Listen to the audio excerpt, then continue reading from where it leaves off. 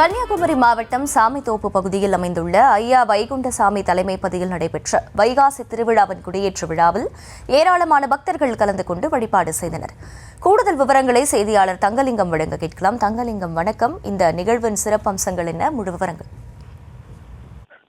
வணக்கம். கன்னியாகுமரி மாவட்டத்தில் பிரசித்தி பெற்ற சுவாமிதோப்பு ஐயா வைகுண்டசாமி தலைமைப்பதியில் ஆண்டுதோறும் வைகாசி, ஆவணி, தை மாதங்களில் 11 நாட்கள் திருவிழா நடப்பது வழக்கம். இந்த ஆண்டிற்கான வைகாசி திருவிழா இன்று காலை கொடியேற்றத்துடன் தொடங்கியது. முன்னதாக ஐயாவுக்கு பணிவிடையை தொடர்ந்து கொடிப்பட்டம் பதியை சுற்றி ஊர்வலமாக மேலதாளங்கள் முழங்க எடுத்து வரப்பட்டு கொடியேற்றம் நிகழ்ச்சி நடந்தது. இதில் திரளான ஐயாவளி பக்தர்கள் கலந்து கொண்டனர். திருவிழா நாட்களில் தினந்தோறும் ஐயாவுக்கு சிறப்பு பணிவிடைகள், உச்சிப்படிப்பு, உகப்படிப்பு, வாகன பவனி, அன்ன தர்மம் தினந்தோறும் நடக்குது.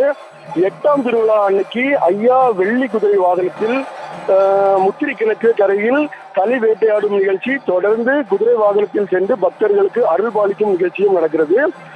முக்கிய நிகழ்வான தேரோட்டம் ஜூன் மாதம் 2ஆம் தேதி திங்கட்கிழமை நண்பகல் 12 மணிக்கு நடைபெறுகிறது. இந்த தேரோட்டத்தின் நிகழ்ச்சியில கன்னியாகுமரி மட்டுமில்லாம தூத்துக்குடி, தென்காசி போன்ற மாவட்டங்களில் இருந்தும் ஐயாவளி பக்தர்கள் திரளான பேர் கலந்து கொள்வார். விவரங்களுக்கு நன்றி தங்கலிங்கம்.